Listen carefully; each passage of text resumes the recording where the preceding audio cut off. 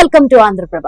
ఇప్పటి వరకు జనసేన కోరుకున్న స్థానాలేవి ఆ పార్టీ నేతలకు దక్కటం లేదని చంద్రబాబు చెప్పే ప్రతి మాటకు పవన్ డూడు బసవన్న మాదిరిగా తయారవుతున్నారనే కమెంట్లు వినిపిస్తున్న నేపథ్యంలో పవన్ కళ్యాణ్ ఒక కీలక నిర్ణయం తీసుకున్నారు.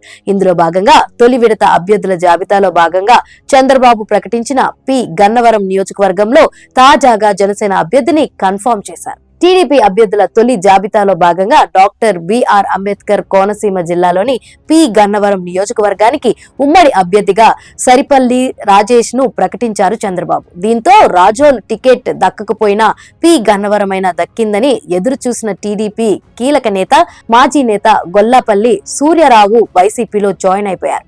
అనంతరం రాజోలు టికెట్ దక్కించుకున్నారు. దీంతో పి గన్నవరంలో టీడీపీకి బలమైన అభ్యర్థి లేరనే కమెంట్లు వినిపిస్తున్నాయి. మరోవైపు అమలాపురం ఇన్ఛార్జ్ ఆనందరావుని పి గన్నవరానికి రప్పించి అమలాపురం టికెట్ జనసేనకు కేటాయించే అవకాశాలున్నాయని అన్నారు. అయితే అభ్యర్థులు మూడో విడత జాబితాలో భాగంగా అమలాపురానికి ఆనందరావు అభ్యర్థత్వాన్ని కన్ఫర్మ్ చేశారు చంద్రబాబు. దీంతో పి గన్నవరం అభ్యర్థి ఎవరు అనే ప్రశ్న స్థానికంగా బలంగా చర్చకు వచ్చింది.